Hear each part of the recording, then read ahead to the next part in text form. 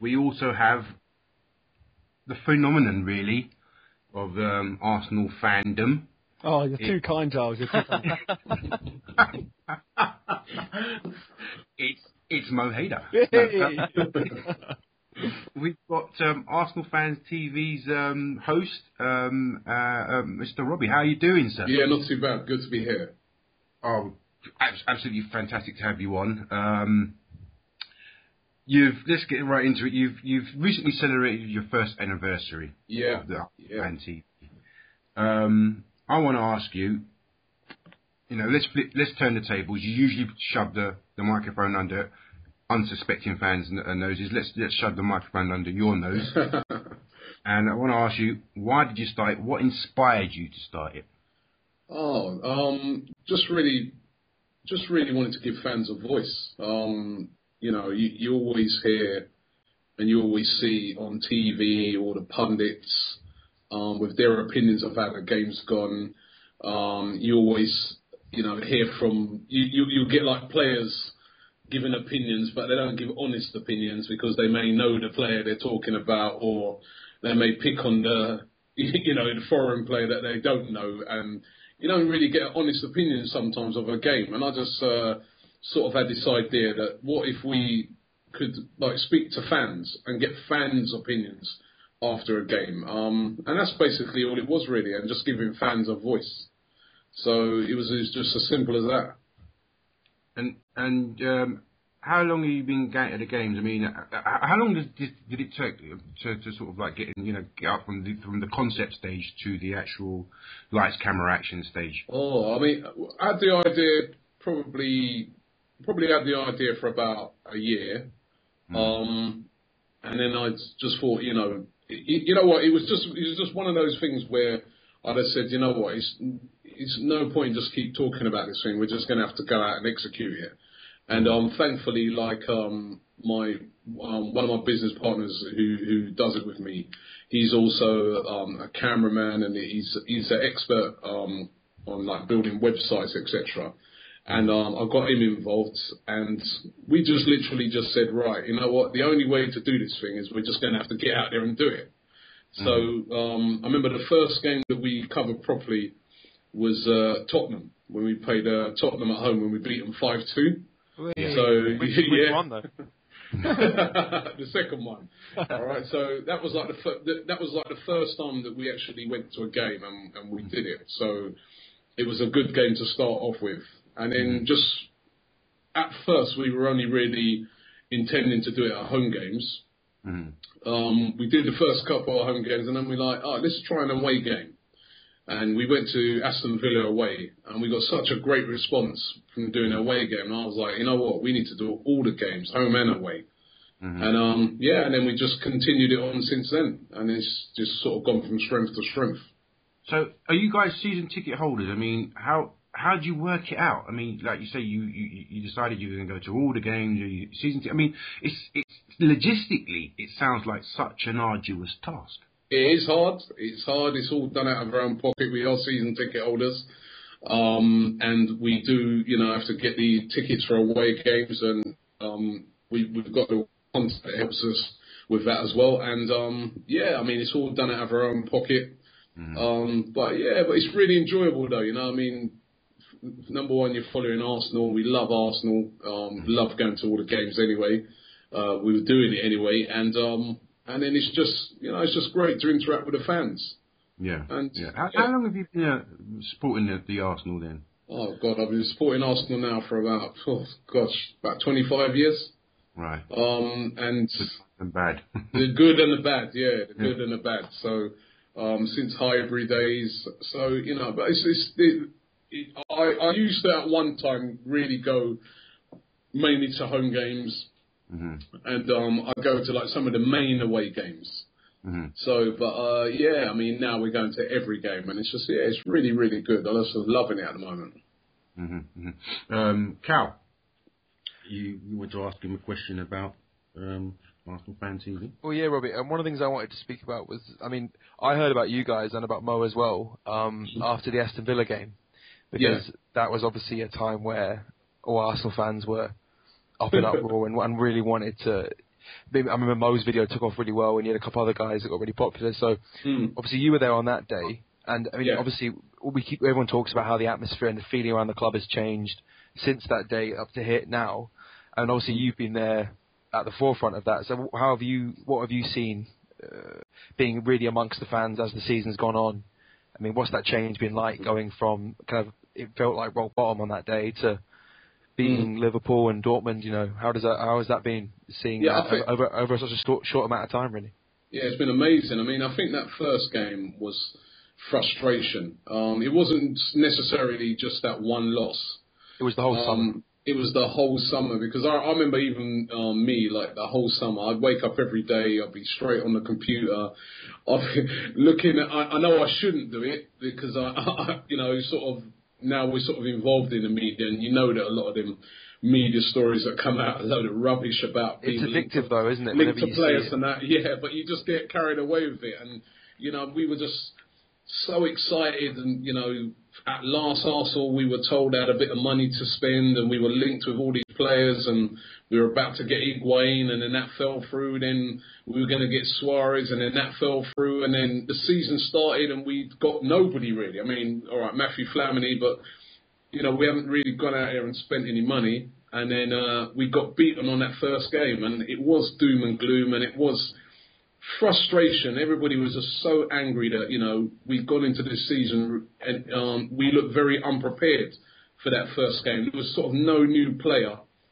You know, I mean, and sometimes you need a new player just to give the fans a lift, and there wasn't no lift. And after that game, fans were very frustrated, very, very angry. But I think what's happened since that game is confidence has returned to the fans, because, you know, we went out and bought Mesut Ozil, spent a lot of money, which was incredible. Nobody expected us to spend that type of money. Nobody expected us to buy that calibre of player. And plus as well, the team has been playing very well. I mean, they've been playing very well since the end of last season, and they carried it through into this season. I think it's just confidence, and the fact that the fans can see that at last we're competing. Even though we lost to Manchester United on Sunday, it was a narrow defeat, and we're competing. Yeah. Last year when we went up there, I mean, I expected us to lose. I didn't expect us to lose this time, and that's the difference at the moment, is that Arsenal at last, and for the first time in a very long time, are competing with every team that they play, and that is what's getting all the fans excited again. Mm-hmm. Mm-hmm. Mo? Yep. Who's that? Well, you know, for me, it's as kind of like maybe fairy-like as this sounds. Like, you know, when I hear Robbie talking about Arsenal TV and the journey and all that, I get a sense of pride and stuff out of it as well, because, you know, this season I've been talking to Robbie a lot after games, you know, after every home game, and, you know, I feel forever indebted to Robbie as a Gooner, because I finally feel like there's less room for the club to hide in now. I'm very cynical about the intentions or the kind of basically what the owners are up to at our club and what their true intentions are. And I think with Arsenal Fan TV, the amount of exposure it's got, if you look at the amount of hits that the video's got after the Villa game, I think they're in excess of 1 million. And, you know, these aren't numbers to be sniffed at. And I really think that, you know, he's given the fans of the club a real platform to voice their opinions and their views, and it's at such a large extent now that the club can't ignore it. And you know, Arsene Wenger alluded to it. He did say that after the Aston Villa game there was kind of a revolution, and you know, that is, I think a big part of that is Arsenal Fan TV, because, you know, the amount of exposure it got was ridiculous. The amount of people that you know, saw my video, never mind my video, but Chris's video. You know, the one where he was saying, you know, should be ashamed of himself. Yeah, it was close to tears that day. Yeah, exactly. You know, really, the emotional juices got flowing. I mean, that day, what you captured that day, Robbie. Yeah. It struck a chord, not only with Arsenal fans, but, I mean, I showed this to some non-Arsenal fans at work, and they were like, "You're flipping hell, man." It really took off. It was incredible. I remember I woke up the next day, and I checked my emails. There was an email from Fox TV in America. There was emails from company TV station over in Norway. Sky TV got in contact. It was blowing up. It was absolutely incredible. But I mean, the best thing about it is like what Mo just said. I mean, it's given fans like Mo, who goes there every week, spends his money, just loves Arsenal to death. I know that because he came with us when we went over to Dortmund, and it's given these guys a voice. And listen, it's not every week is like that week after Villa. Not Arsenal fans, I think, are very patient fans. I don't think they're out there to slate the club off. We just want the club to be successful, and you can see that in the videos from the weeks passing as we've started to play better. There's been nobody really slating the club off. Everybody's just been really infused in what's been, the upturn. So, Robbie, one question I want to ask you, and you might want to kill me for this, but I'm going to ask it anyway. Considering what that Villa game did for Arsenal Fan TV, considering how it multiplied the exposure that you had, and it was after that it was kind of a case of, you say Arsenal Fan TV and people have got your face in their head. That many people saw it. Would you, if you could go back in time, change the result for a win and a normal reaction after the game for Arsenal Fan TV? Yeah, so you know what, I would. I'd rather us have won that game. I want us to win every game, and that's. I mean, then on the funny thing is as well is that I look at that game and I think, well, hold on a minute. If we'd have won that game, we might not have got Mesut Ozil. Forget about Arsenal Fan TV views. I just want the club to do well. I mean, if the club does well, we'll probably do well as well. So. I don't, I've had some people speak to me since, and they're like, oh yeah, I bet you're glad when Arsenal are losing. I go, what are you talking about, mate? I want this club to win every single week, and I want fans to be coming on and being positive. But if we do suffer, moments like that, and you're going to get the true reflection off of Arsenal Fan TV. I mean, we lost on. We lost on Sunday. There was no real doom and gloom from the fans. The fans were still very optimistic. The fans were still saying, listen, players look kind of tired out there, but we'll get better. So, all we're doing is just giving a true reflection of what happens. And no, I don't want Arsenal to lose. I want us to win every game. As simple as that. Good man. I have to say, though, Robbie, that, obviously after the Villa game, everyone was so... because everyone felt so angry, they wanted to kind of see people reflecting their views, and that's what we got. But, after the Dortmund game, I think everyone was on such a high, and one of the first things I wanted to do was see Mo's little face on the screen, outside the stadium, and you want to see that, seeing how... You want to, whenever we win a game, I want to watch, I want to watch the match of the day highlights. I'm really looking forward to them. I want to see read all these pieces talking about how well we're playing. That's the kind of... and I want to watch all the fans talk about it.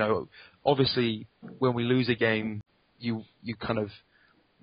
some people are going to be angry, perhaps, or if they were against Villa. But I think more than anything, when you win, you just want to feel like you're part of something, and you want to... You want to really revel in it. Dortmund was absolutely incredible. I mean, that was, and I think one of the other things that we've been really happy with here, all the team here at Arsenal Fan TV, is the fact that you get a lot of fans all around England, all around Britain, all around the world, and they get in contact with us and they say, you guys, by doing those games, the away games in particular, really give us an insight and a feel of how the fans, because sometimes you watch it on TV and you don't even see the away fans. The volume sort of turned down, so you don't really hear the away fans, even though the away fans are making so much noise. So, a lot of fans say, "Oh, you give us a real true reflection of sort of how it is for a fan going to these games," and that's what we sort of set out to do right from the beginning. So we're really happy that people are feeling that. I have to say, that's one thing. Sorry, that's one thing that I've really noticed as well. A lot of people have got in touch with me and stuff, and actually said to me that you're really lucky that you could, because now they see me going to the games, they see me doing an interview. They actually say that you're so lucky that you can go and they remind you that we are actually honoured, we're lucky to be one of them 60,000, and it sounds like a big number, but one of them 60,000 that actually gets to go to the games, and there's people that would do anything to be able to go to these games. That's right. They're such passionate Arsenal fans, but they still can't go to the games. Arsenal fan the other day, Mo, got in contact with us from Tibet. Wow. Now, I was like, Tibet? I mean, and Dalai Lama. it wasn't the Dalai Lama. But if the Dalai Lama's into football, he'll definitely be an Arsenal fan. He'd be an Arsenal fan. He'd definitely be an Arsenal fan. But, the one thing I wanted to say was that I've talked to Robbie about the formula behind Arsenal Fan TV, why it works so well, why it's taken off so brilliantly. And it is because you just get that raw emotion. These fans, when I did my first interview after the Villa game, it was a case of 30 seconds after leaving the stadium, there's a camera in your face, and you don't have time to think. It's just raw emotion, and it just works brilliantly well. And I admire the vision that you had, Robbie, in terms of doing this, because one question I know I've already asked you in private, but I'll ask you for the benefit of all the listeners. I remember asking you whether you thought Arsenal Fan TV would be this big when you first started it out, and I'll let you answer that now for the benefit of everyone else.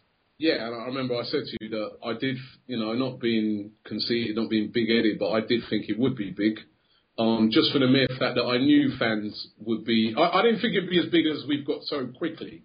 But I did think that fans would connect with it. I did think it would get big because, as you said, what we try to do is get fans as soon as they come out of a ground. So get that raw emotion, get that raw passion, and get that true feeling from a fan's perspective. And, it's gone really well, and we're just working on ways to make it better and better. I mean, we've been nominated for a couple of awards even. I wasn't expecting stuff like that. Well done. Yeah, well done. I wasn't expecting stuff like that, to be honest. But it's been going very well, and we're just going to hopefully just keep making it get better and better. You know what I like? It's the stuff that you capture on your video is the sort of stuff that I say to my colleague or my mate when I'm with Inchi or whoever after the game. It's that kind of stuff that you're capturing. Yeah, and it's not made up. It's not put up. Exactly. I mean, sometimes we're made to look like idiots, you know what I mean? Because we'd be like, that referee, he should have, that was a definite nailed-on penalty, and he'd go and watch it on Match of the Day and see that the referee got it right. But it's raw emotion. It's how you feel, it's how you feel when you come out of it's like for a football fan. It can be very, very... It's very, very frustrating sometimes. Such an emotive game football is, and I think we capture that, Yeah, and I'd like to say that what I also like is the fact that not all the fans there that go there are part of AST or AISA or whatever, and all the fans representations are captured. Yeah, that's right. I mean, and I'm not saying they're doing they themselves are doing great work. Yeah. BSF.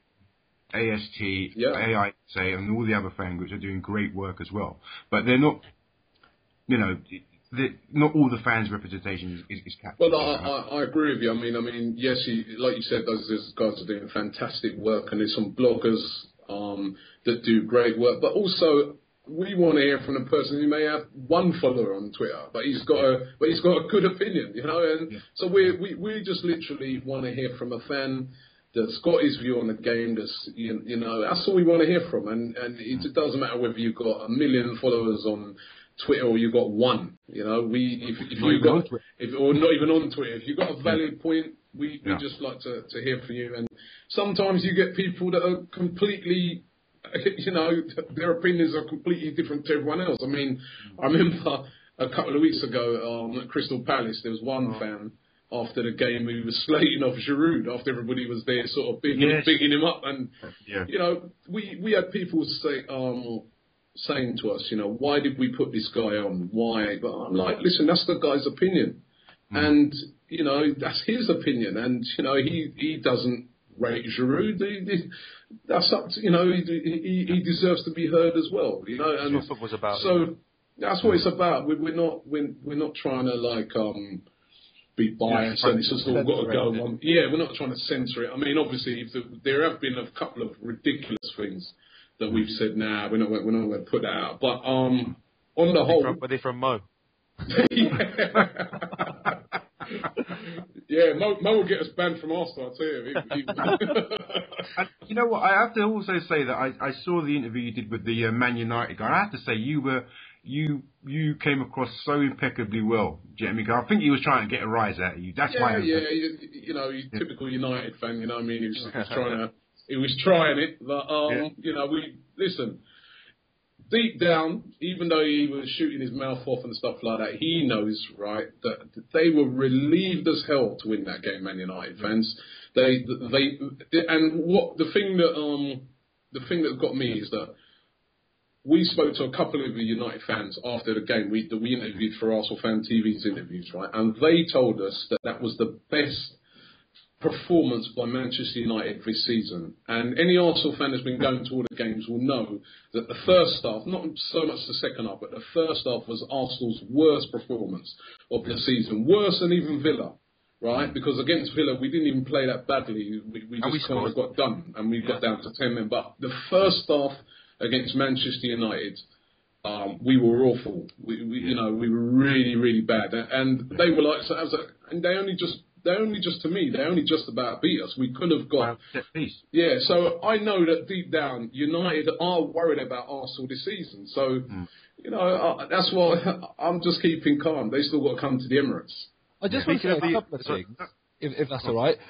Firstly, in regards to the United game, it was clear that, you know, we played Liverpool, we played Dortmund, and I think that was just at the end of a very tiring week. Had it been the other way around, had we played United first, I really think we would have beaten them and would have lost to Liverpool. I just think it was the effects of that. And also, I just want to say a couple of things about you, Robbie, because you're probably too humble to do so yourself. But when I talk to you one-on-one, you're clearly a very, very opinionated, passionate guy about the Arsenal, and you've got a hell of a lot of opinions that I don't know how you do it, but in the interviews, you hold back on and you let the other person talk. That's a skill in itself. But, you know, sometimes you're very forgiving of people when they talk crap. And I just want to, let people know that, it's not that you advocate their opinions, but you're just doing your job for Arsenal Fan TV. And I admire that. I don't know how you managed to do that. That Giroud's a waste of time guy. It's phenomenal that you didn't punch him in the face or just arguing or shouting. And secondly as well, what I want to say, a lot of people, they just see the videos that go up, but I've seen it firsthand. Lads, the Arsenal Fan TV team, Robbie and Tal, they put in a shift. They do their 9 to 5s Monday to Friday, then come the weekend, when they leave for the game, by the time they get back to bed, they've done a 12-hour shift. And I know 90 minutes of that is watching the Arsenal, but, they're still having to lug all their gear around and do all the interviews out, like come rain or shine, upload them all, do all the tagging, all of that sort of stuff. The amount of work that goes on behind the scenes, and we just see a couple of minutes of a video clip, they do deserve a hell of a lot of credit. So thank you, mate. Yeah. If you haven't voted on the Football Blogging Awards, seriously, be a Gooner. I'm always hashtagging Gooner family. Get out there and vote, because they really do deserve some recognition for what they do. Thanks very much. I'll tweet it to my 20 followers on Twitter. Every little helps. But I have to say as well that I don't know how you do it, but every Saturday morning you get up, I don't know, crack of dawn, you're in your car, you got Cal's, he's hit the cord. And I think to myself, he must have a bad morning sometimes, maybe someone's got off his nose and that. But every time he's like, let's do this, we're going to do this. It's a picture of enthusiasm, you know what I mean? Like, you infuse everybody that watches the videos. And I think to myself, how do you do it every Saturday morning? To be honest, right, I am always infused when I'm on the way to, not always on the way back, but on the way to a game, I always feel very infused. And Mo makes a good point there. I mean, and I've got to say, real big shout as well to Tal, and also even my wife's involved, Simone behind the scenes and that. I mean, there's a lot of work that goes on behind the scenes. To even upload the simplest of video, it takes ages. I mean, we wish we could find a quicker way. Some people, I think sometimes that they think it's almost like we've got one of them BBC production vans that can just whip it up straight away. Unfortunately, we don't have all that sort of Hey, not yet. That sort of equipment. But there's a lot of stuff that goes on behind the scenes. But I think one of the things that helps is that we enjoy it. We just enjoy, like you said, the 90 minutes of watching Arsenal. And I enjoy all the banter with the fans. The fans are brilliant, I'll tell you. And even some of the, you go to some of the away grounds, some of the away fans as well.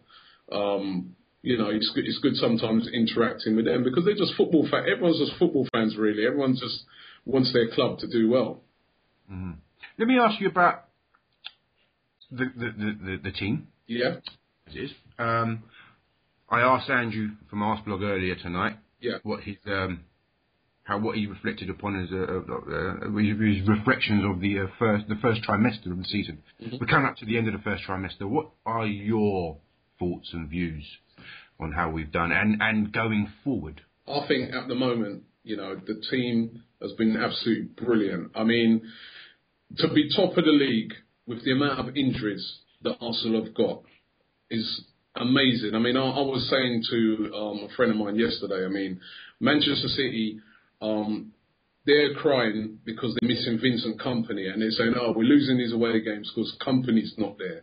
I mean, we're missing about 5-6 players every game, and nobody ever seems to sort of mention that. Nobody ever, even, when we got beaten by Chelsea in that League Cup game, and there was all this big talk about squads.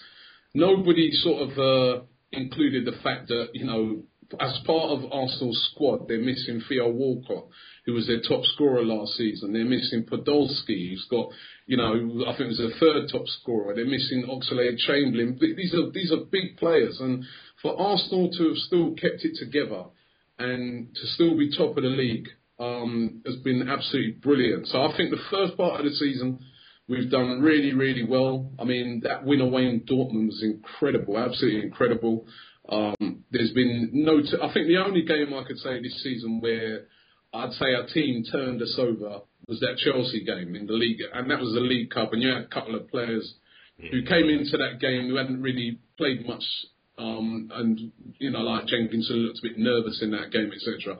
But apart from that, I've just got to say I can't say anything more than the team's done brilliantly, especially after that first really demoralising game. So it's been a brilliant start by the team, and we got players to come back, and it's looking good. I just hope and pray that we can get ourselves a top class striker in January, and I think we just need to add real top class player. I think we can win this league.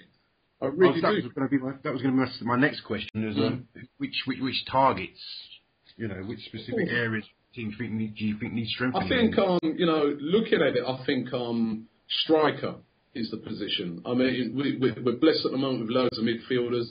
Flamini's really surprised me the way he's come in and what he's done. So I would have said a holding midfielder, but the way he's playing, we're all right at the moment with holding midfielder. And then Arteta's really stepped up this year, I think, as well, and he's been absolutely brilliant as well in there. And defence-wise, the defenders have been doing really well. I mean, I know against United we got done by that set piece, but I thought Vermaelen, when he came in, did really, really well. Gibbs, Monreal, all those guys, they've been playing really well. So the defenders has been good. The keeper's been playing well. I just think that one little weak link at the moment, unfortunately, is Nicholas Bentner. Yep.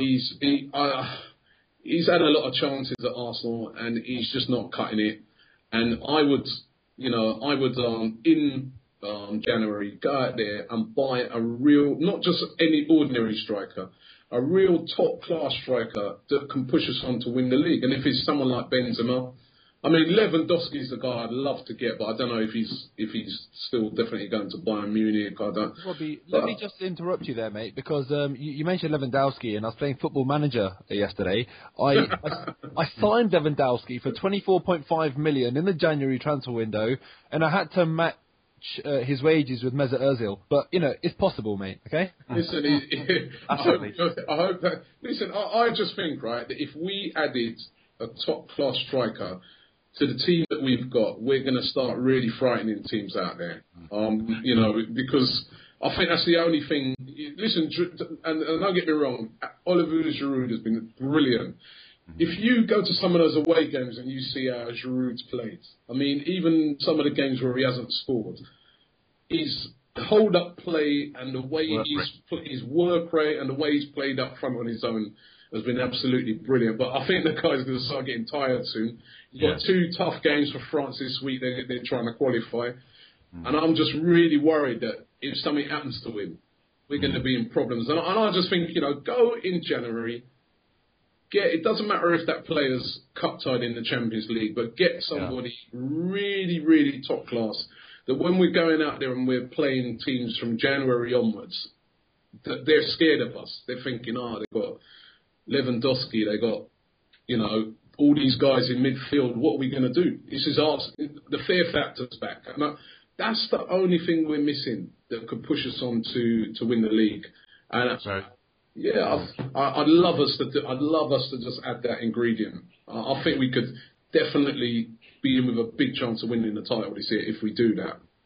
Oh, cool. Andrew said earlier that we should guard against this kind of expectation that just because we spent 42 million, we shouldn't get into this way of thinking that we're going to spend that every time. Especially in January.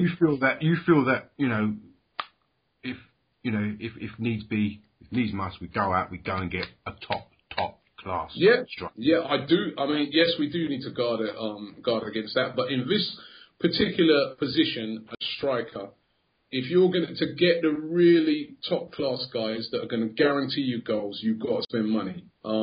You can, in some of the other positions, do what Wenger's done over the years and get players who can develop into that position. But for striker, you've got to spend some dough to get the real top players in.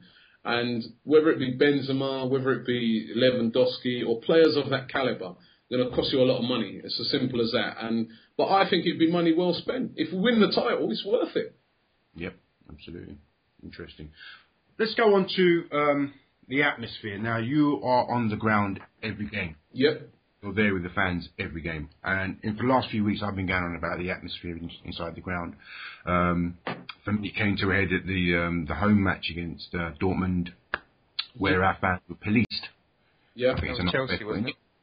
That was against Chelsea, yeah. Chelsea, yeah, sorry. No, and Dortmund. Well, the Chelsea game was the one with the Chelsea. The home game against Dortmund, the Chelsea game as well, but there was also the home game against Dortmund, where the Dortmund fans were allowed to do as they please, and the Chelsea fans were allowed to do as they please. I think they got 9,000 or whatever. And our fans were corralled and sold on, and you heard on Twitter and other forms of social media how stories about stewards telling our fans to shut up and sit down. I don't blame the stewards personally because they're doing their job. I think the precedent has been set from high above. There are some jobs with us though. There are some jobs, but there are some. They probably the day job's probably a traffic warden or something. But both of them statements are true. I mean, I was told by one fan that one steward came up to him and apologised for the fact that he was having to tell them all to sit down and shut up and all that sort of stuff. So it was very clear that it has come from above. But, as Robbie's saying, some of them thrive on it whilst the minority are reluctant to do so. It seems like they're not really in touch with the supporters' kind of wishes, really. Some people do it and they think they're doing the right thing, but others are aware of the fact that it's a bit annoying for us. Yeah.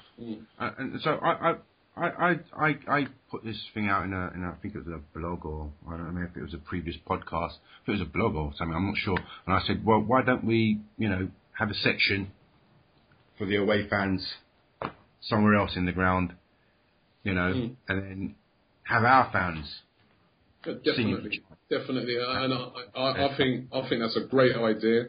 We've actually doing a little feature at the moment on Arsenal Fan TV where we're talking to fans about atmosphere as well that we're going to put out in a few weeks' time.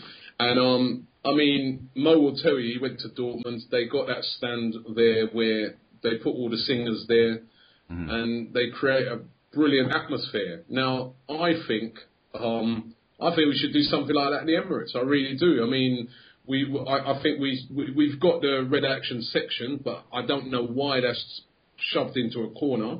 I think that should. I was talking to Mo about this when he was over in Dortmund, and I said what I'd like to see at Arsenal is, say, a singing section in the North Bank with at least, say, 1,000 singers, and a singing section in the clock end with about 1,000 singers, where everybody's told that section is designated for people who are singing and flags, etc. And everybody is told that, listen, if you're going to go and sit in that section, mate, people stand up, they make a load of noise. So if you don't like that, you need to try and get a seat elsewhere in the ground. That section has been designated for singers. It does work. I saw it at Crystal Palace the other day. They've got a singing section there, and they were that little section that they had was very loud, and it was leading the rest of the stadium. And I think listen, Emirates needs a bit of help at the moment. When it's the big games like Liverpool and things like that, the atmosphere is absolutely incredible. Everybody was up for it, but that's a big game. Big important games like that, the fans are always up for it.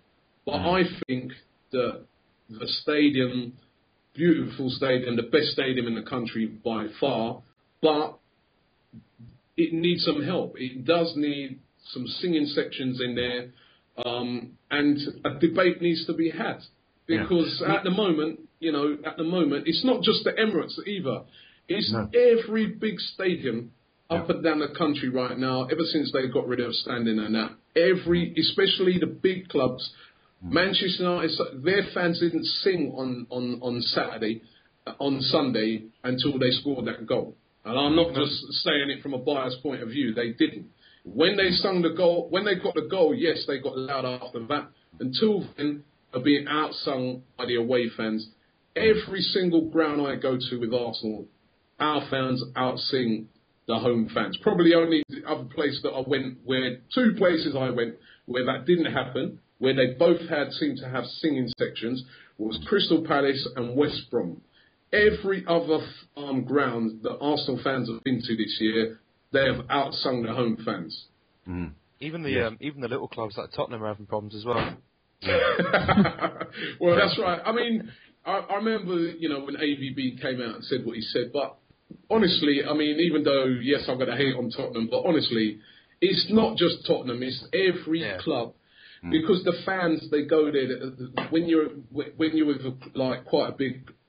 supporting quite a big club, your expectations, especially when you're playing one of the so-called smaller teams, is that you're expecting to win, you're expecting to be entertained, and people wait for things to happen.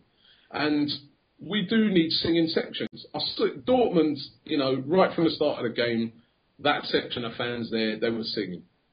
That's like, it was their job. It gets everybody else going, and I think it'd be brilliant to have that at the Emirates. Yeah, I did, when I wrote the blog piece a few weeks ago, I did mention that Newcastle United had a singing section, for which Alan Pardew actually acknowledged during the UEFA Cup run, or Europa Cup run, that they had that. It helped. It helped the team in no end. Man United recently had that initiative at the Real Sociedad game. Of which David Moyes again acknowledged. We had Ed Barker from United ran on last week, and he said that, look, the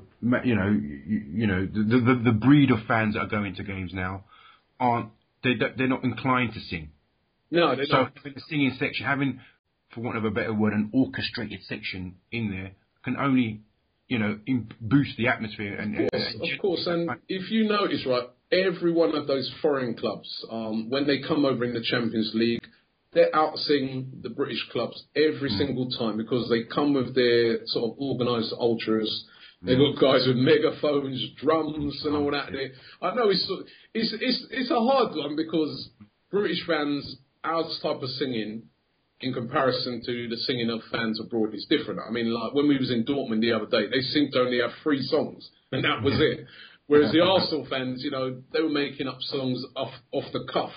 That's sort of the English fans' way. We'll banter with, like, the home fans or away fans will make up things, and I love that. I love the sort of spontaneous way in which the fans react with songs over it. But we're definitely not singing like how we used to do back in the day. And I think those little singing sections with people with flags and getting everybody going would definitely increase the atmosphere. And why not try it? I mean, you know... Exactly. We had Chris Hambling from Crystal Palace on a couple of weeks ago. Yeah. And I said to him, you know, you had the singing section that we saw at the Sellers Park. Yeah. Really actually came on board from when they went to Wembley and they won the playoffs. Yeah. The club realised that this is something beneficial that they wanted to implement throughout the season in the Premiership, in the Premier League. So that the fan group and the club came together to actually have that singing section that you saw at Sellers Park. I mean, Arsenal will argue that they've got a singing section, the Red Action section, and the Red Action guys, they're trying their best. But I just think, why is it flung over there in the corner? Why is it just, you know, just... It's all discorded. I mean, you got a couple of blocks in North Bank, Block 5, Block 6 as well, but it's not. It should be a throng. It should be, as you say, a section, a real proper section of the ground, 2 sections of the ground, you know. And I know that Arsenal fans, because listen, if you go away with Arsenal fans, they're absolutely incredible. The noise that they make. I mean, I was at Sunderland the other day, and a Sunderland fan said to me after the game, he said, listen, he goes, I commend Arsenal fans. He goes, the amount of noise you lot make, and he goes, the numbers that you lot bring. He goes, there's only 2 other clubs, he said to me, right, that bring that amount of numbers. Robbie, don't reveal them. Don't reveal them. We'll let the listeners try and guess who they are. All right, you have a guess? You guys have a guess. You know already, Ma. I told you, didn't I? Yeah, but I guessed them actually, though, didn't I, Robbie? It was... Maybe make Giles and Callum guess. Spoiler alert. Well, I reckon I'm gonna say Newcastle, surely. Yeah, Newcastle was one. And who was the other? There was only one other club. There was 3 clubs: us, Newcastle, and one other club that come in their numbers and make loads of noise. You'd think it'd be another northern club, wouldn't you? Stop searching for clues. Go on, Giles. I've got Newcastle. Giles can have a go. Oh, no, I'm going to say West Ham, but probably wrong. No, it weren't West Ham. Liverpool. Yeah, I was going to say that. Okay. The guy said Liverpool, Arsenal, and he said Newcastle. Obviously, they're down the road and it's a local derby. But he said those clubs come in numbers and they make so much noise. So why is it Emirates can be sometimes... you know, a bit quiet. Well, I'm going to try and answer that. Just needs a bit of help, Emirates. Just needs a bit of help. I'm going to try and answer that, Robbie. If at Arsenal, in terms of the pricing structure and how all of that, all the different prices of tickets contribute to our match day income, the commercial tickets, you know, the club level and all of that sort of stuff are hugely, hugely important. And, you know, I've mentioned this before, is that kind of, you know, I don't like using these terms, but I'm gonna say it because it's kind of the historical view that people have of football fans, but that working class singing culture, you know, singing from the belly, or the terrace fans and all that sort of stuff, does that tie in with the corporate tickets that we're trying to sell and that environment that we've got at the Arsenal? You know, that's maybe something that detracts from doing that when it comes to the board and that sort of thing. I don't think so, Mo. I think, yes, you've got a point when you talk about the prices, because obviously, you know, you can't get not enough youngsters going to footballs at the moment because of the prices of the tickets. And that, you know, when we were young, we were the singers. You know, when we went to ground, the older guys may not want to sing and jump up as much as the younger guys. So yes, the price. But surely, as a stadium, you want it to have a good atmosphere, even for your corporate people. All right, they might not join in, they may be up in their club boxes eating their prawn sandwiches, but they still want to see a good atmosphere, don't they? And but Robbie, with a good atmosphere, you get vocal people, and you know, let's face it, when there's a group of what is primarily young men singing and chanting, not all of it is always tasteful, not all of it is always, you know, what you'd expect to be in line. You're up in your club section, put your headphones on it. I mean, look, go into the lounge. Slide those doors back, won't you? Watch it on the telly. don't get me wrong, guys. I'm not saying that I want corporates in rather than real fans, but I'm just playing devil advocate here and saying that potentially this is a reason why the club lean more towards that style of fan than what we want. But I personally would love to have a singing section, Clock End, North Bank, 2 singing sections, and fill them. Let the fans decide how big they are, because you can't rip away people's season tickets. But with the existing season tickets, if you say to them, all right, who wants to be part of this, and see how many people say, yes, I want to be a part of this, and then also sell some red membership seats in there, pad it out a little bit, you can get enough people to move around the stadium. And, sorry if you're not sitting exactly where you want, but there's more important things at hand here. Yeah, and I agree with you on that, Mo. I think it's easily done. We've seen now they've introduced the section in the Clock End, the Junior Gunners section. Yeah, so if you can introduce that, you could definitely introduce a singing section. It's not a hard thing to do. All right, there may be a few fans that might be, peed off because they've been moved, but it's for a good cause. Exactly. And I think, you say to those fans, you can stay here, but it's going to be noisy. It's going to be a lot of singing, and you've got to be part of it. Otherwise, we're going to move you around to this side where it's a bit quieter. Yeah, and I have to say that I do know Red Action have tried to raise they have dialogue with the club. They're not been sitting on their asses doing nothing. They have definitely. But I think the club has sort of said we're happy with things as they are. Well, if the club are saying that they're happy with things as they are, that's disgraceful, because but Robbie, everybody who goes to the Emirates would agree that the atmosphere needs improving, especially, as I said, it's all right for the big matches. You go there for a Champions League night. You go there when we're playing, Man United, Chelsea, when we're playing Liverpool like we were the other day. No problems with the atmosphere. But it needs help for those games when we're playing Stoke. Yeah, but that's my point. That this is club led, and I just wonder what are their true motivations. Unfortunately, there's you do get the type of fans that want to go there, and it's a day out. It's kind of like should we go to the theatre? Should we go to the football sort of thing? And they want to sit there and see what unfolds in front of them. I just think maybe the club leans towards them, and that suggestion links in with the fact that that type of ticket, that type of fan contributes heavily to our match day revenue. But they could sit on the side, Mo. We're only talking about like reserving a section of I'd say 3,000. 3,000 out of that ground. I mean, because 3,000 away fans can go to every ground in the Premier League and out-sing the home fans. I see it all the time, right? So you can reserve that. 1,500 in the Clock End, 1,500 in the North Bank.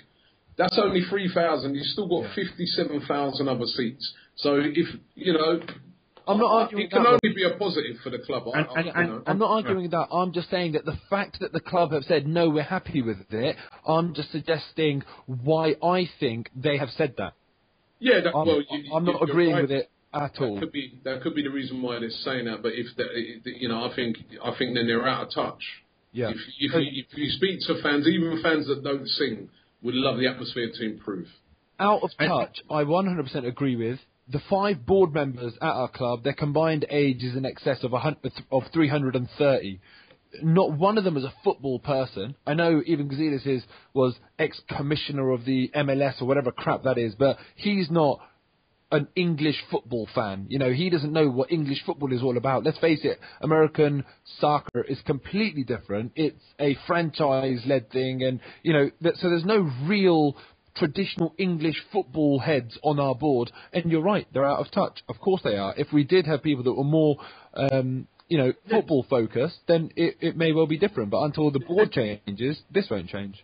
And can I just make a point about this whole American thing? I think we give Americans a hard time about saying they don't understand the soccer culture or the football culture and the atmosphere culture. Let me tell you something. You go to a college basketball or college football, American football game. You tell me that they don't know how to drum up an atmosphere. No, you're right. He will know what an atmosphere is like. He just doesn't care. I don't know, but he knows what an atmosphere is like. I've been to many basketball games in America, like New York Knicks and Atlanta Hawks and stuff like that. And believe you me, they work really hard. It's a different type of atmosphere, mark you that, but they work very hard on atmosphere and crowd participation and stuff like that. So, listen, for your product, I can't see how a quiet stadium will help their product. If the place is, when we talk about Borussia Dortmund, it's one of the things that they're more just as famous for that as their actual football. Yeah. Their fans. So, it can only help. Your fans out there will be thinking, I want a piece of that, because I heard that when you go in that place, it's absolutely buzzing. I want to be part of that. So I just can't get how they will be satisfied with like a quiet atmosphere at the stadium. It just doesn't suit anybody, I don't think. I'll tell you one thing. On our forum, Gooners World Forum, we have this discussion. This discussion comes up quite often. And what some guys do say is, look, don't put it on the club. If you want to create an atmosphere, create an atmosphere. Sing, chant. Don't just sit there because the guy to the left of you and the guy to the right of you is not doing it. Don't get intimidated by, what is perceived to be this sort of nanny state. Get up, sing. Yeah, and fans do try and do that, but if you're one amongst 1,000, everyone tells you to sit down. Exactly. And also, I personally, I'm quite vocal when I go to the stadium. I fully believe that you can make a difference as a fan in the stands. Maybe it's because I never made it as a footballer that I'm trying to just latch on to whatever I can do now. But if 20,000 people shout "man on," you'll be sure the player will hear you. And also, in terms of the smaller games where the atmosphere isn't there, sometimes it is on the fans to raise a level for the players. I've been to games in the past where I've had a couple in front of me ask me to quieten down, and I've just been bemused by that. And I actually said to them that I'm sure the players are rather of 60,000 of me than they would 60,000 of you. If you want a nice peaceful atmosphere, don't come to a football stadium. And unfortunately, it is quite hard to be the one different person and keep up being vocal, because you end up just pissing people off if the people around you aren't like-minded. And do you know the most important thing about it, Mo? Right? Why I could not, if what you're saying about it doesn't suit the corporate image or whatever, the louder the place is, the more the fans get behind the team, the better they're going to play. So surely it should be a priority to get the place buzzing, because that's what makes your place into a fortress. That's why back in the day, people used to be scared of going to Anfield. That's why people get intimidated by going to play Celtic. Not a very good team, but when you play them in the Champions League and they got all their fans behind them, it's a very intimidating place to go to. Galatasaray, all these sort of clubs. When people go there to play football, they're talking about the atmosphere even more than the team. They're like, it's a hard place to go to. Sometimes they haven't even got a good team, but it's a hard place to go to. That's what we got. But Robbie, like for example, there's the Diamond Club at Arsenal. Now, from what I know of the Diamond Club, right, it's 25k for the year, and you can only buy them in pairs. So in effect, it's 50k. Now, I'm just saying, someone that's got that disposable income, someone that's got that much cash lying around, that will spend 50k for them and their wife or them and their mate or whatever to go and sit in Diamond Club and have a Michelin star chef cook their food. That 50k is equivalent to 33 £1,500 season tickets. Do you really think what do you think they're gonna want? Slide back their doors and sit inside the warmth. Eat your prawn sandwiches, drink your champagne, watch the game, put your headphones in if you don't want to listen to the facts. I think, unfortunately, flirt with the usher, flirt with one of the maids or the staff. Yeah. Guys, I as I say, please don't mistranslate what I'm saying. I want what you're talking about, but I just think the club think, well, what do we put the focus on? The people that we know are going to come to the game anyway, or the Diamond Club, where you actually have to I just think that whatever they're thinking, the main priority should be the performance of the team out on the pitch. Yeah.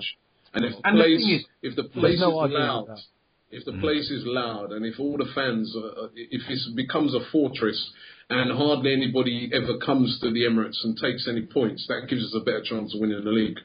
And I'll tell you something else. You create an atmosphere, you win a game, people are more inclined to go and buy stuff and merchandising and whatnot after.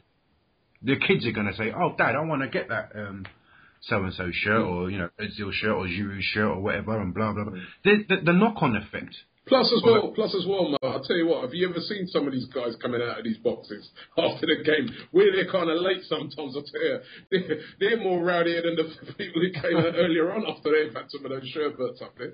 To be fair, I guess if you're paying $25,000 a year, the stewards won't say anything, will they? Exactly. You can do what the hell you like. Exactly. But yeah, so I think really the club should try and come and meet the fan groups and in middle ground and really sort of, other clubs are doing it. Mourinho said the other day that Stamford Bridge is a tepid place. If he's saying it, you can be sure that the fan groups will be on it. You never know. The Shed might turn into a singing section. Clubs are beginning to slowly. I think it's because it's every ground at the moment. And as I said, because we go to every ground, honestly, if it's not just an Arsenal Emirates thing, this rubbish about hybrid library and all that rubbish. Right. Yeah. All these clubs, big clubs, their fans come.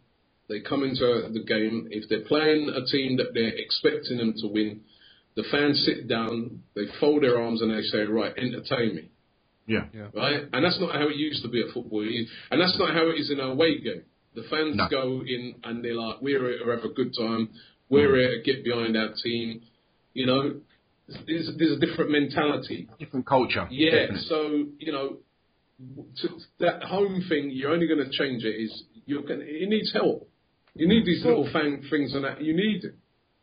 I think we're all in agreement. I really do. But, I just think that if we were to say what's the conclusion to this, the conclusion is that until we've got fans on the board or people that really care about the club on the board, people like David Dean or David O'Leary, people like that, it's never going to change. I think that's one thing that we have to accept. It's not going to change. As much as we're right, it's just not going to change. I don't know. I don't know. We're going to have to get Chris Hudson on the case.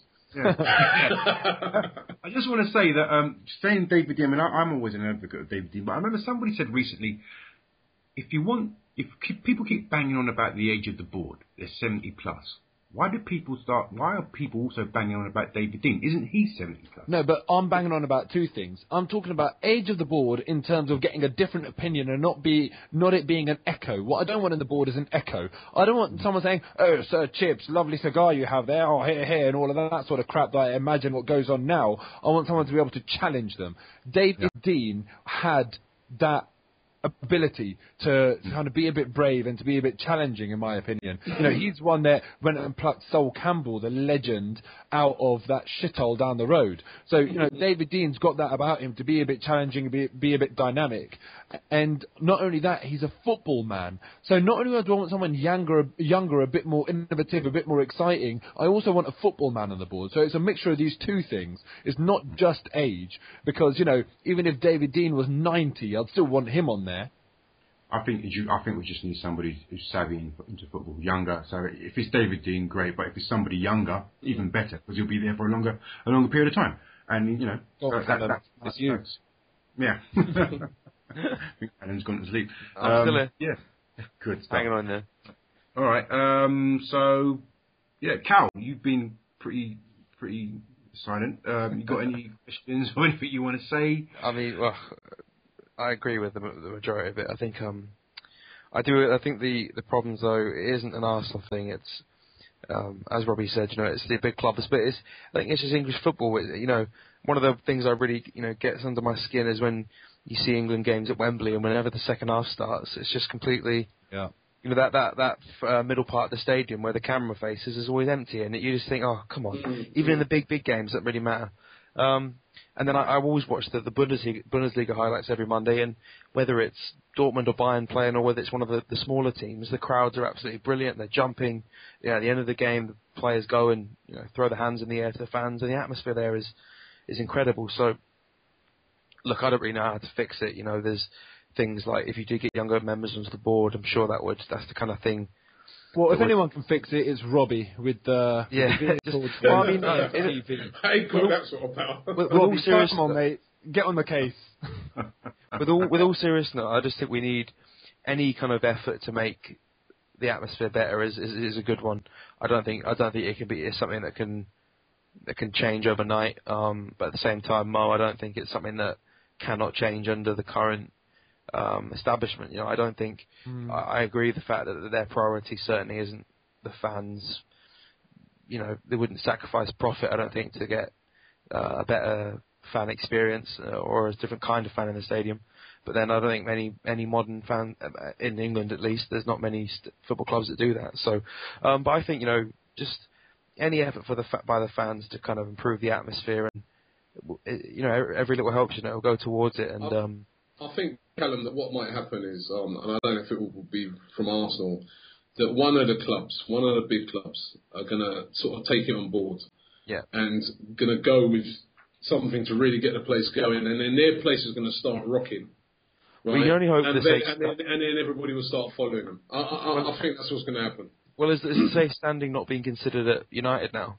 Is that not? Yeah. So that, I mean, it might just take the first piece to fall into place, and then we get a domino effect throughout English football. So if you look at Arsenal's history, if you look at Arsenal's history, we've been hugely innovative. You know, I think we're the first game to ever play under floodlights. I think.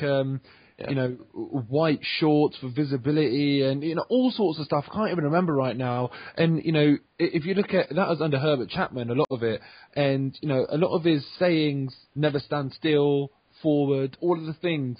You know, it's a shame that we've lost that touch, you know, because they stick them on the shirts. They do all of this stuff on the shirts where they remember Herbert Chapman, but when it comes down to it, maybe we've lost that ethos, you know, maybe we've lost that ability to be innovative and to be leaders in this sort of change. Yeah. I mean, it's I think it's a problem bigger than Arsenal. I think it is something that is just the way the modern football's gone, you know, since all the money's come into the game, and I think it's an irreversible change. But at the same time, we can still, I still think the fans can still do a lot. You know, I don't think there should be this kind of, there shouldn't be a defeatist attitude and, you know, red action, all these guys.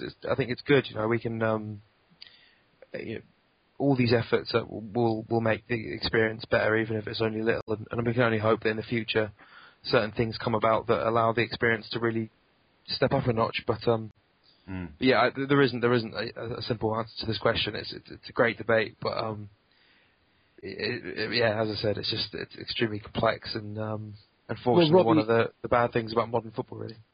Robbie, let us know when you fixed it, please, mate. Yeah, I wish I could fix it. I'd fix it tomorrow. Honestly, I really would. You know, and as I said, I actually think it's not a difficult problem to fix. I think, you know, if somebody's got the will out there, as you said the other with the section there at Crystal Palace. Create a couple of sections like that at the Emirates. That will get the whole place going. You will see a big change overnight at the Emirates if that happens. But, you know, there are some intricacies to do with modern football where it's a lot different to back in the day when you see these pictures of fans surging forward on the terraces. I remember those days, but you're never going to see that again. But definitely the atmosphere, because as I said, I see it every single week when you go away with Arsenal fans. The amount of noise that 3,000 fans can generate, you know, and out-sing the rest of a stadium. So I know that if you have a designated part of the stadium in which you have those singers in, it will definitely increase the atmosphere. Yeah. One other thing to steer it completely away from the discussion, just because I want to ask you before you go, Robbie, is we're talking about all the new stuff you're doing with Arsenal Fan TV. I watched your top 5 Arsenal Judases video the other day, which I enjoyed immensely. I have to ask, you controversially you didn't put Robin van Persie as number 1. You put Ashley Cole. Has your opinion changed since the weekend's events, or is he still number 2? Sorry, who were the 5? Who were the 5, Robbie? Who were the 5? The 5 were the number. Oh gosh, I've got it here. Adebayor number 5. Number 5 was Adebayor. Number 4, I think, was George Graham. Yeah. Number 3 was Nasri. 2, Van Persie. And in at number 1 was our friend Ashley Cole. Can I stop you there? Robbie? Yeah. I'm shocked that Frank Stapleton's not in there. Yeah. He's not in there. He could have made it in there, but I think the other 5. I think Adebayor, when he slid on his knees in front of the Arsenal fans, at that time at Man City, I mean, that was just outrageous. So he had to get into the 5. And George Graham, you're going to go to Tottenham, you're definitely going to get into that. I guess time's a healer as well, isn't it? No, he hasn't healed nothing. It's just, George Graham went to Tottenham, so he's got to get in that top 5. But I think Ashley Cole, I remember that. I still remember it vividly when he went. I mean, unlike some of the other players, he had no reason at the time to go to Chelsea, because Arsenal were actually doing well. We still had Thierry Henry and players like that, and he still left to go to Chelsea, and it was strictly for the money. Well, he had 2 reasons. He had 5k a week, and he had the fact that John Terry will smash anything. So, sorry. Van Persie definitely he's up there. I mean, and the worst thing about it is he's scoring against us every time he plays against us. And I said actually, I did a show after the Man United game, Aftermath show, and I said that I was actually glad that he celebrated that goal like that, because to me that is his true colours. Last year when he's like, I'm not celebrating, why not? You're not wanted, you're not loved at Arsenal. I think he's realised that now, so that's why he's celebrating. And the way when he left, right, the way he came out with that statement, that was all designed to try and keep Arsenal fans on his side, and it had nothing to do with any ambition and stuff like that. He wanted to go. A lot of it was to do with money. Yeah. So guys, I'm gonna read out a quote that he said recently, which I think you're talking about his true colours. I think this just sums him up for what he is. He said, "I promise that I won't celebrate goals scored against my former club, but when that same club forgets your hard work and your feelings, you forget your promises." Now, the fact that he's saying that he's celebrated the goal as a result of us forgetting certain things, the irony of that makes me really want to slap him around the face. Because the fact of the matter is, I think he's forgotten the fact that we signed him for 2.8 million from Feyenoord when he was a nobody. We made him into the player he is, and when he was injured, he was never world class. We could have easily cut our losses with him and sold him to some average European team somewhere, sent him back to Holland, done whatever we want. But we stick by our players, just how we've done with Abu Diaby. We've had this. Hold on. Let's not get into this sort That's of. what I was going to say. Higher moral ground. There's players that we haven't stuck with in the past. Well, I think on the whole we do. And the only other thing I'd say, out of 8 years that he was with us, we got 4.5 years out of him. 3.5 were on the treatment table. He owed us loyalty. So I think he's the one that's forgotten who stuck by him. And he's the one that's forgotten who treated him well. So, when he does come out and say this stupid sort of rubbish that he's spouting now, I just hope one thing... I just think that it's the fact that statement that he came out with when he was... trying to leave was just done to engineer the move. That's the thing that really got me mad. I would have preferred if he'd have just moved, but I think he was trying to sort of think to himself, I want to be sort of like a Cesc Fabregas, that fans think to themselves, actually, let him, he's got a good reason to go. So, because he knows that he was being a Judas. And like Mo said, it'd be like Abu Diaby now, coming back next season, having one great year, and then saying, right, guys, I'm off to Barcelona. Exactly. It would be, the guy, I remember, he always injured. He'd come back from an international break, and calf injury, or he always injured. And not only that, so Arsene Wenger turned him into that striker. Arsene Wenger put him down the middle there and said, I'm going to turn you, and I'm going to stick by you. You see like what he's done similar with Ramsey. So come on, he owed something, and if he was even going to go, he should have just done it in a different way.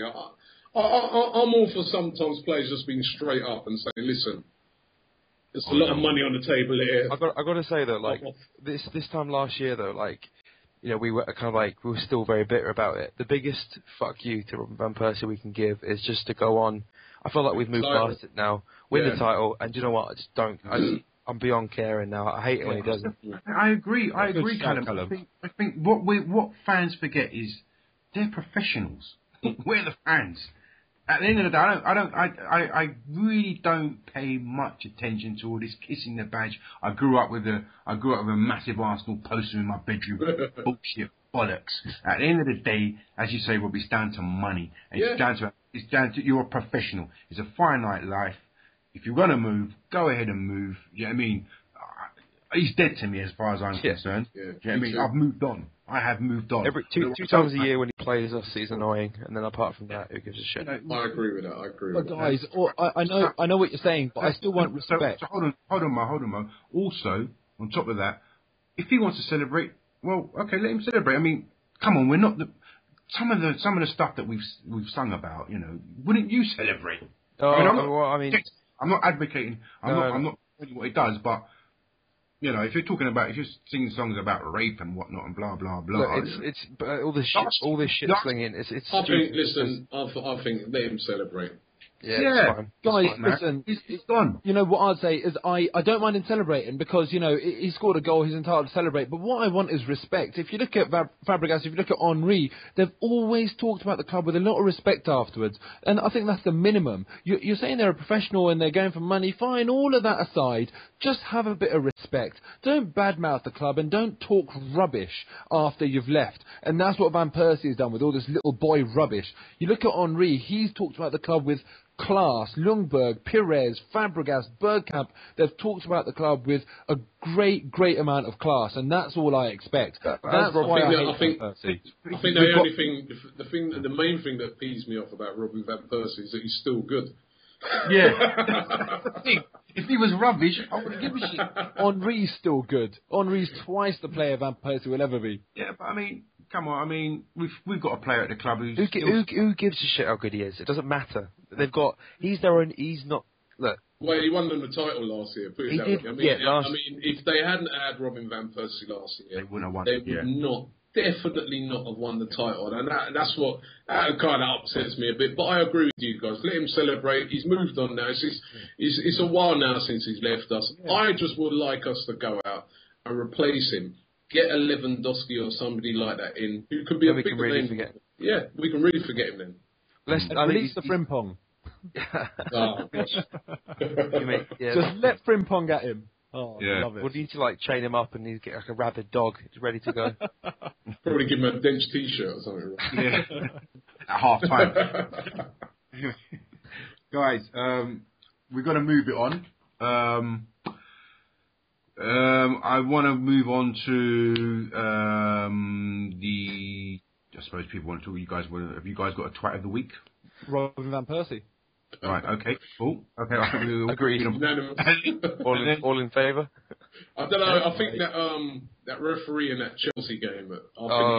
He takes God. Spot of that. Right. Shouldn't it be Ramirez? Shouldn't it be Ramirez, not the referee? No, the referee. I think the referee. Even Ramirez is desperate, but that referee. Yeah. What planet was he on? For me, Robbie, the referee's made a mistake. Ramirez is a cheat. So for me, it's Ramirez. Ramirez is a cheat. Young.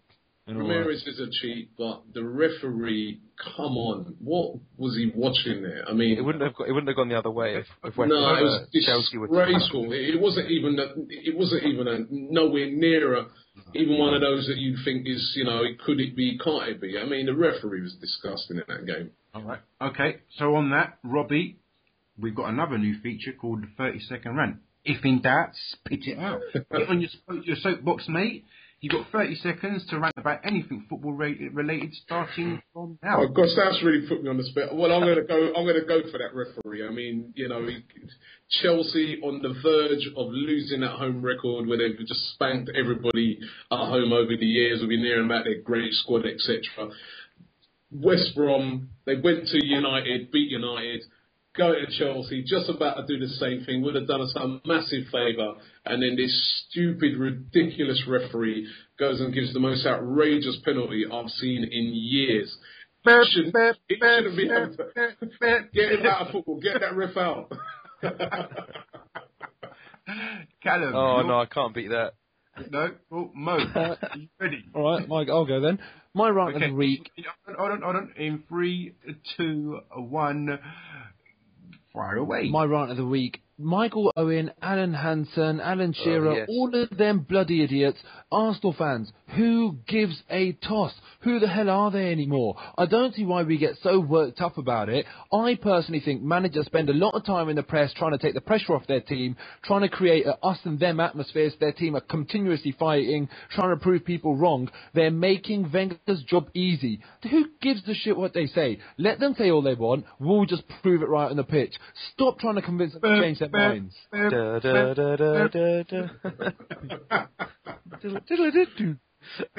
Great stuff, fellas. Great stuff. Robbie, it's been absolutely fantastic having you on the show. Thank you very much for having me. For another hour at least. Thank you very much for having me. It's been a pleasure, and you guys keep up the good work. And great debate with you guys. Great debating with you. Okay, Cal, say good night. Good night, everyone. Mo. I hate Tottenham. And Robbie. I hate Tottenham too. And that was another edition of the Gooner Ramble. Thank you for listening. Arsenal Fan TV here, and we're all Gooners here. And in this video, I'm going to take a look at 10 famous Gooners. I mean, I know other clubs have got famous fans. I mean, Watford have got like Elton John, but hey, we got loads of famous people that follow Arsenal. So here we go. At number 10, Jackie Chan. I mean, when I heard that, I couldn't believe it. Jackie Chan, of all people, top martial arts specialist, Hollywood star, is actually a Gooner, has actually been to watch the Arsenal play and has declared himself as an Arsenal fan. So all you Tottenham fans, watch it, or you get a chop from Jackie Chan.